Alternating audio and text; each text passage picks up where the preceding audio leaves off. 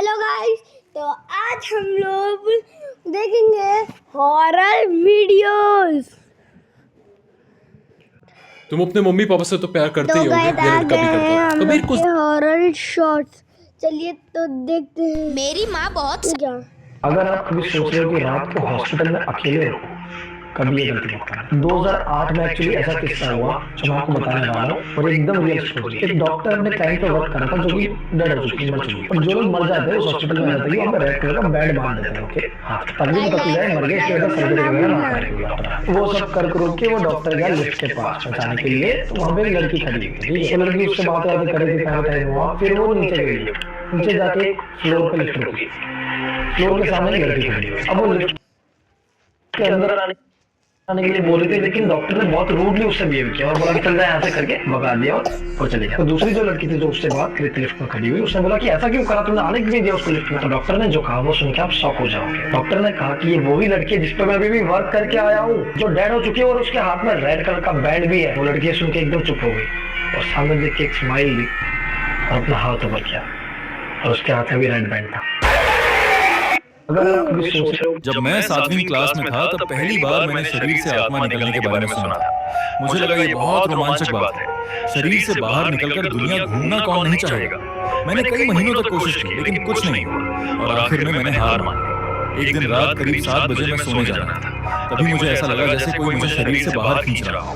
मैंने देखा कि मैं अपने कमरे में हवा में तैर रहा हूँ। पीछे किसी की मौजूदगी महसूस हुई पर ध्यान नहीं दिया।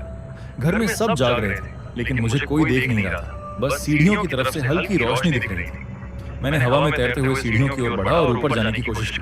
तभी मैंने देखा कि एक अजीब जीव सीढ़ियों की ओर भाग रहा था। मैं रुका तो वो भी रुक गया। उसकी पीली चमड़ी, लंबे कान और पूंछ थी। वो लगभग मेरे जितना ऊंचा था। मैं डर गया और उसी पर नींद खुल गई। घड़ी देखी तो कुछ ही मिनट बीते थे। मुझे नहीं पता वो क्या था पर वो अनुभव अजीब और डरावना था। जब मैं एक शॉर्ट हॉरर स्टोरी है जो मैं बताने वाली हूँ, एक शॉर्ट हॉरर। अब हम लोग देखेंगे horror story. Horror story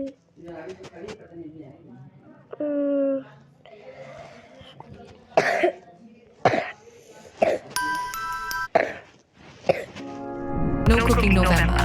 Great meals with great prices all month long. Order on Zomato. Meesho पर इतनी अजीब सी इयरिंग मैंने देखी। मुझे ऐसा कौन पहनता है, मैंने सोचा कि ट्राई करती हूँ कैसा लगेगा मेरे ऊपर। तो मैंने इसको ऑर्डर कर खत्म हो गया।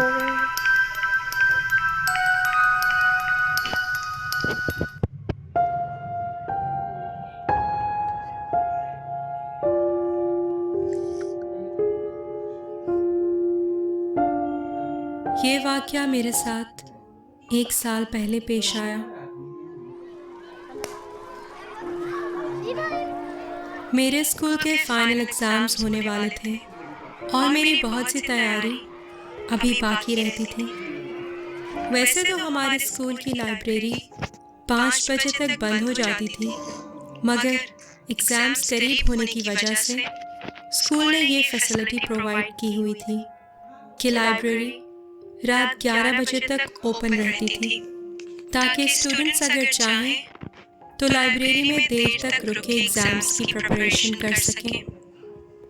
मेरा घर स्कूल से ज़्यादा दूर नहीं था, तो घर पे स्टडी करने की बजाय मैं भी यही प्रेफर करती थी कि सुकून से जाके लाइब्रेरी के खामोश माहौल में एग्ज़ाम्स की तैयारी करूं। उस दिन 6 बजे मैं घर से वॉक करके एग्ज़ाम्स की तैयारी करने लाइब्रेरी पहुंची। पढ़ाई करते करते मुझे अंदाज़ा ही नहीं हुआ कि कब रात के 10 बज गए। मैं इतना लेट लाइब्रेरी में कभी नहीं रुकी थी।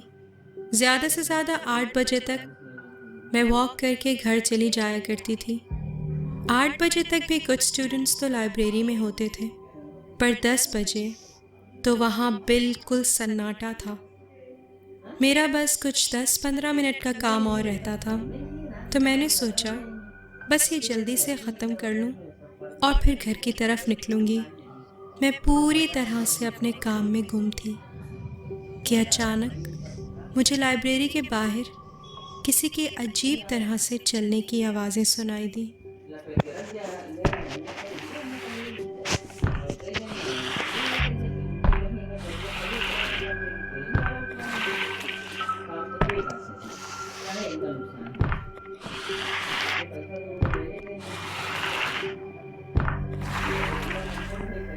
मैंने फौरन अपनी किताबें उठाई और तेजी से लाइब्रेरी से निकली।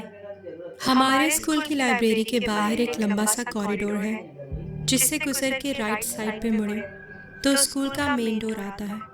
मैं कॉरिडोर से गुजर के मेन डोर की तरफ तेजी से बढ़ रही थी कि मुझे कॉरिडोर के एंड पे कोई औरत खड़ी नजर आई।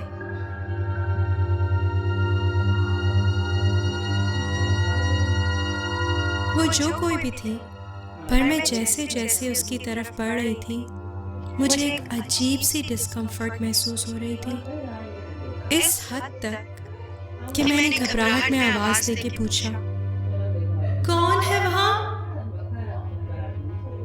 मेरे ऐसा कहते ही कुछ ही सेकंड्स के अंदर वो वहां से चली गई। मैंने सुकून का सांस लिया और स्कूल के मेन डोर से बाहर निकली।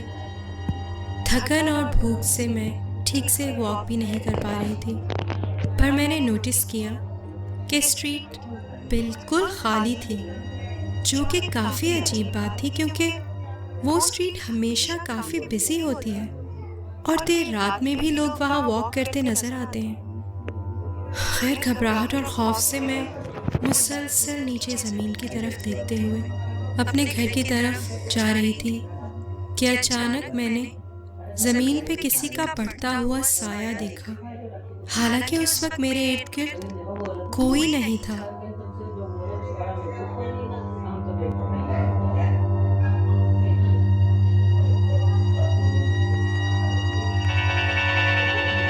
ये कौन है guys? Wide range at lowest prices. Get everything in 10 minutes. Flipkart Minutes. Shri Guru Tegh Bahadur Sahib के 350वें शहीदी दिवस को समर्पित पंजाब सरकार की श्रद्धा और सत्कार से भरपूर।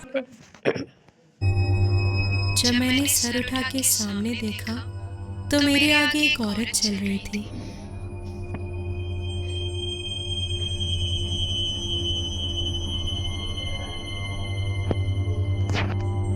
पर मुझे वो थोड़ा अजीब लगी। ऐसा लग रहा था कि वो माजूर है और बहुत ही मुश्किल से लंगड़ा लंगड़ा के चल रही है, और वो इतना आहिस्ता चल रही थी कि थोड़ी ही देर में मैं उसके करीब पहुंच गई। इतना करीब कि मैं उसे अपने सामने बिल्कुल साफ देख सकती थी। उसने मैले से कपड़े पहने हुए थे और ऐसा लग रहा था कि उसके हाथ और पाँव मुड़े हुए हैं, और तो और उसके बाल भी बुरी तरह बिखरे हुए थे। मुझे वो सब इतना अजीब लगा कि मेरे कदम वहीं रुक गए। मेरी गट फीलिंग बार बार मुझे यही कह रही थी कि मुझे इस औरत के और करीब नहीं जाना चाहिए, और ना ही मुझ में उसे क्रॉस करके आगे बढ़ने की हिम्मत थी।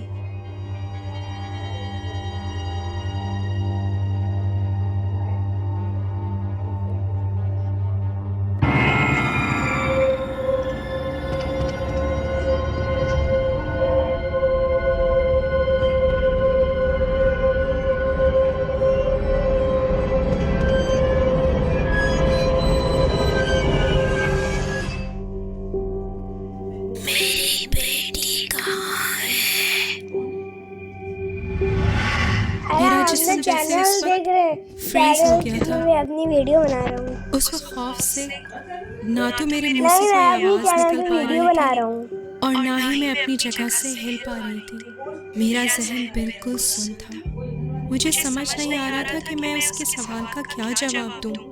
मैंने डर के मारे उस औरत को उंगली से दूर इशारा कर दिया, वहाँ। मैं बस चाहती थी कि वो वहाँ से चली जाए। वो लंगड़ाती लंगड़ाती उस तरफ चली गई जिस तरफ मैंने इशारा किया था,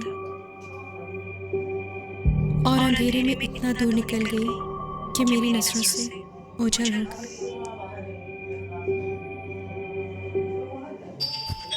मुझे ये खौफ खाए जा रहा था कि कहीं वो औरत दोबारा मेरे सामने ना आ जाए, इसलिए मैं तेज तेज घर की तरफ दौड़ना शुरू हो गई। उस वक्त मेरा जहन कुछ और नहीं सोच पा रहा था सिवाय इसके कि मुझे कोई गाड़ी या कोई बंदा रोड पे नजर आ जाए जिसकी मैं मदद ले सकूं।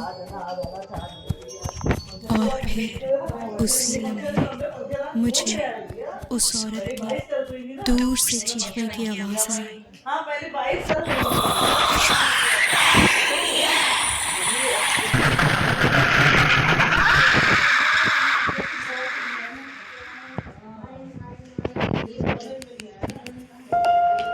उसके बाद मुझे कुछ भी याद नहीं।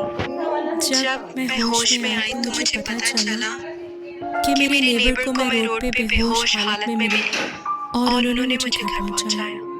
मुझे हमारे नेबर से पता चला 1998 में आगथा नामी एक 32 साल औरत अपनी बेटी के साथ में ही पढ़ती थी। एक दिन स्कूल में खेलते खेलते अचानक एक हादसे में उसकी बेटी की मौत हो गई। आगथा अपनी बेटी की मौत का सदमा बिल्कुल भी बर्दाश्त नहीं कर पाई और इसी सदमे में वो इस दुनिया से चली गई।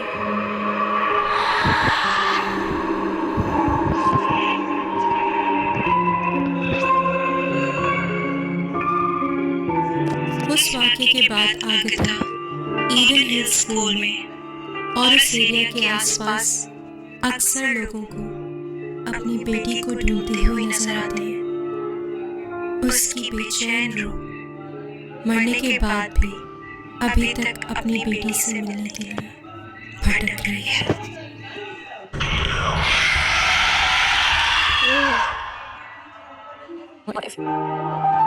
गाइस, हम मिलते हैं दूसरी वीडियो में, तब तक के लिए बाय बाय।